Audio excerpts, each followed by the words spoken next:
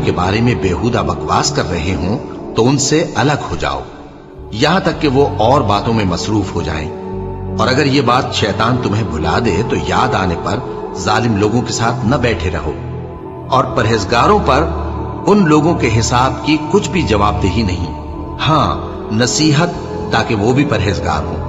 اور جن لوگوں نے اپنے دین کو کھیل اور تماشا بنا رکھا ہے اور دنیا کی زندگی نے ان کو دھوکے میں ڈال رکھا ہے، ان سے کچھ کام نہ رکھو، ہاں اس قرآن کے ذریعے سے نصیحت کرتے رہو تاکہ قیامت کے دن کوئی اپنے اعمال کی سزا میں ہلاکت میں نہ ڈالا جائے۔ اس روز اللہ کے سوا نہ تو کوئی اس کا دوست ہوگا اور نہ سفارش کرنے والا، اور اگر وہ ہر چیز جو روئے زمین پر ہے بطور معاوضہ دینا چاہے تو وہ اس سے قبول نہ ہو۔ یہی لوگ ہیں کہ اپنے اعمال کے وبال میں ہلاکت میں ڈالے گئے، سو ان کے لیے پینے کو کھولتا ہوا پانی اور دکھ دینے والا عذاب ہے، اس لیے کہ کفر کرتے تھے۔ کہو کیا ہم اللہ کے سوا ایسی چیز کو پکاریں جو نہ ہمارا بھلا کر سکے نہ برا؟ اور جب ہم کو اللہ نے سیدھا رستہ دکھا دیا تو کیا ہم الٹے پاؤں پھر جائیں؟ پھر تو ہماری ایسی مثال ہو جیسے کسی کو جنات نے جنگل میں بھلا دیا ہو اور وہ حیران ہو رہا ہو،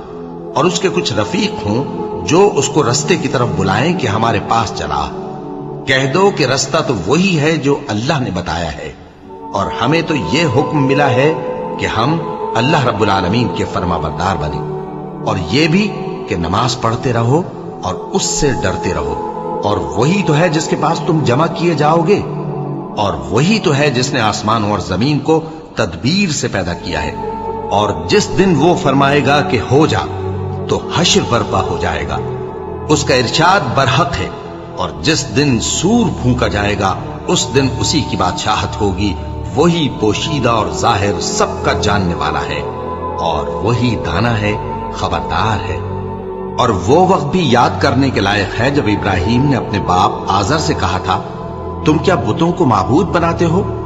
میں دیکھتا ہوں کہ تم اور تمہاری قوم کھلی گمراہی میں ہو۔ اور ہم اس طرح ابراہیم کو آسمانوں اور زمین کے عجائبات دکھانے لگے تاکہ وہ خوب یقین کرنے والوں میں ہو جائیں۔ یعنی جب رات نے ان کو پردہ تاریکی سے ڈھانپ لیا تو آسمان میں ایک ستارہ نظر پڑا،